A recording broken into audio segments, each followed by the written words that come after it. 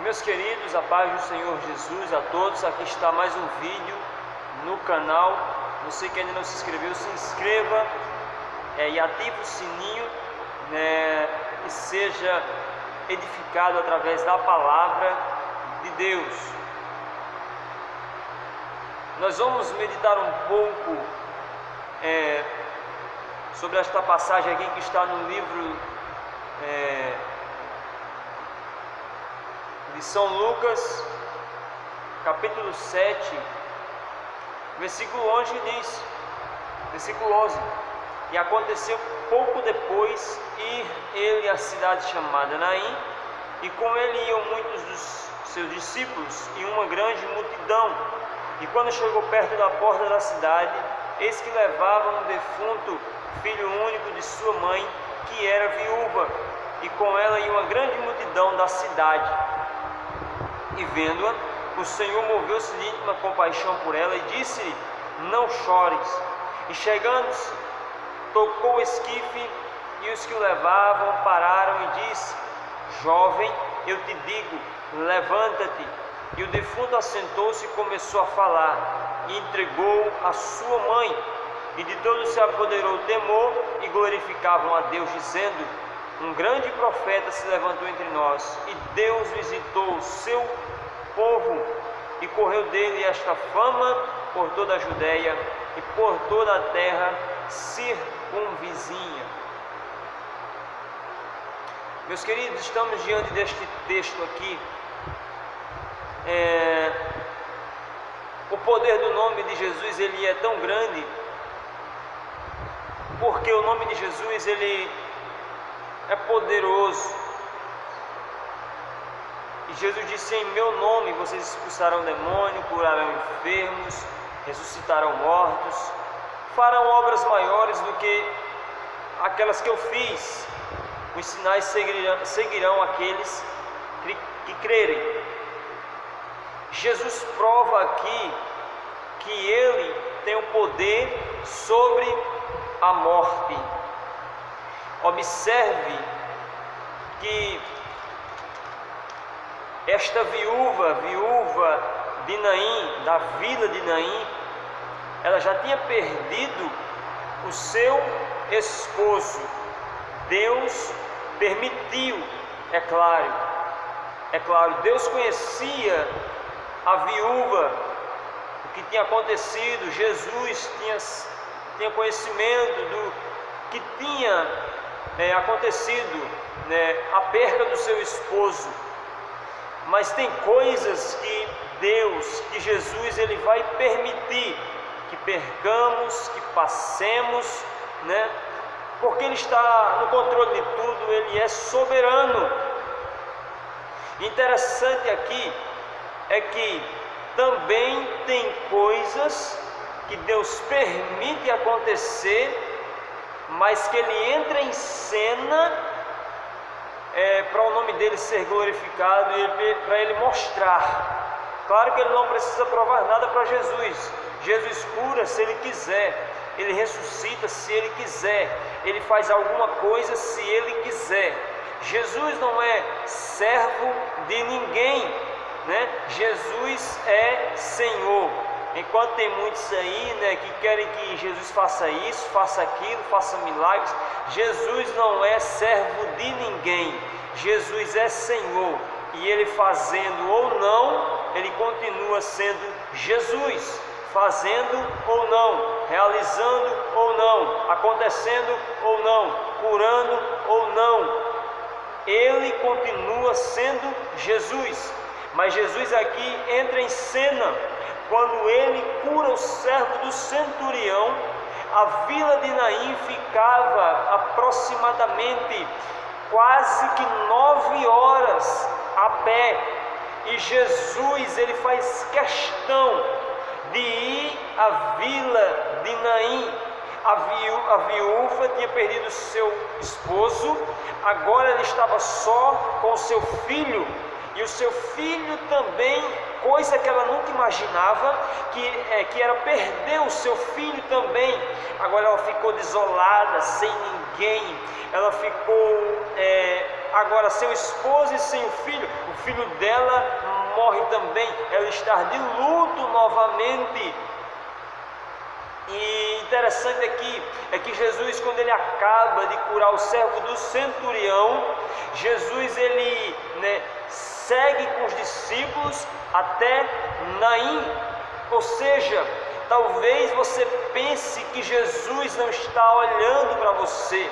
Talvez você pense: cadê Deus que não olha para mim? Ele não vê o meu sofrimento, Ele não chega, Ele não aparece, Ele não faz nada. Será que eu nasci para sofrer? Eu nasci só para perder? Será que eu nasci só para isso? Mas Jesus está no controle da sua vida, da sua história. Ele irá fazer alguma coisa. Ele tem coisas que Jesus ele vai entrar no cenário, ele vai fazer com que você entenda que tem coisas que ele permite que aconteça, mas também tem casos que ele entra em cena para mostrar que ele está no controle da sua vida, da sua história. Glória a Deus.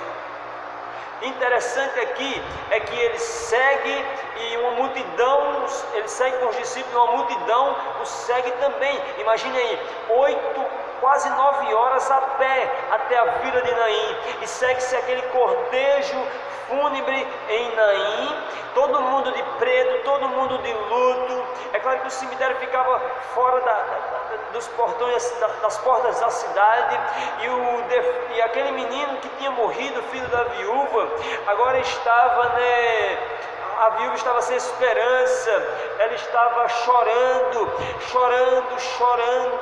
e ninguém a podia consolar, ainda que algumas pessoas dissessem para ela: não, vai ficar tudo bem, vai passar, você vai superar. Mas era uma dor muito forte, porque só sabe o que é perder quem já perdeu, só sabe o que é perder alguém quem já perdeu. E ela sentiu a dor da perca 2 vezes. Agora imagine como esta viúva se encontrava. Eu me coloco na história porque eu já sofri percas, e eu sei o que é perder. E eu entendo uma coisa: Deus está no controle, Deus é soberano, Ele está no controle de todas as coisas. Quando nós perdemos algumas coisas, isso não é sinal que Deus não está conosco, pelo contrário, Deus continua conosco, no controle da nossa história, da nossa vida. Interessante que Jesus, quando ele está já chegando, aquele cortejo vem carregando ali o esquife, aquele jovem ali. Quando eles ainda não atravessam a porta para ir para o cemitério enterrar o filho dela, Jesus ele chega, assim que eles estão ali diante da porta para passar, Jesus chega e fala para ela: mulher, não chores. Jesus chega na hora certa, no momento certo. Jesus ele não se atrasa. Jesus ele chega no momento certo e na hora certa. Glória a Deus. Jesus ele chega ali e vai diretamente à viúva e diz: não chores. Mas como dizer não chore diante de uma situação daquela? Como dizer não chores diante de uma perca, diante de uma dor que ele estava sentindo, porque tinha morrido, não tinha como mais voltar à vida, não tinha mais o que fazer, palavras não a consolavam mais. Mas essa palavra que Jesus falou, quem falou aqui foi o dono da vida, irmão, aquele que tem poder sobre a morte, aquele que pode ressuscitar os teus sonhos, ressuscitar os projetos que parece que estão acabados, parece que foram por água abaixo, sua esperança parece que se foi, e agora o que será de você? Essas palavras de Jesus, não chores, ela tem um poder muito grande. Quem estava falando ali era Jesus, irmão, era Jesus. Jesus disse: não chores, aleluia, glória a Deus. Interessante que vendo o Senhor, moveu-se de íntima compaixão. Por ela ele disse: não chores. E chegando-se, tocou o esquife, e os que levaram pararam e disse: jovem, eu te digo, levanta-te. Você levou o esposo dela porque eu permiti, mas o filho dela você não irá levar, porque eu vou ressuscitar o filho dela. Hoje a esperança dela volta. Hoje eu entro com ressurreição na vida dela, na vida do filho dela, na história dela. Ela não vai perder as esperanças, porque a esperança chegou. A esperança é Jesus, a esperança é Cristo. E quando Jesus chega, ele chega para dar vida. Quando Jesus chega, ele chega para ressuscitar. Quando Jesus chega, ele chega, né, para fazer algo, para fazer alguma coisa, para fazer o impossível. Jesus, quando chegava em algum lugar, alguma coisa acontecia, e ele disse ele tocou o esquife, e os que levavam pararam e disse: jovem, eu te digo, levante. E o defunto assentou-se e começou a falar, e entregou a sua mãe. E de todos se apoderou o temor e glorificaram a Deus. Aleluia, glória a Deus. Eu quero te dizer através desta palavra que nada está perdido, que os teus sonhos parece que não vai ser realizados, parece que você não tem mais esperança, mas entenda nesta noite aqui, através deste vídeo aqui, Jesus está no controle da sua vida, da sua história. Ele jamais vai perder o controle da sua história.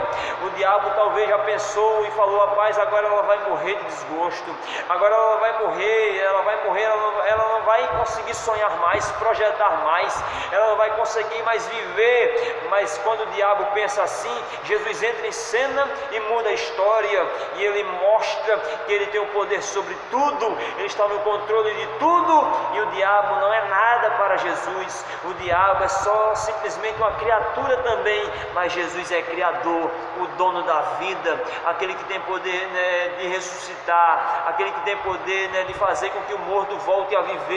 Ele tem um poder sobre tudo. Entenda nesta noite, entenda, Jesus está no controle da sua vida, da sua história. Então, ei, se você está sem esperança, Jesus está te devolvendo a esperança. Os seus projetos ainda continuam, né, para ser executados, né? Os seus projetos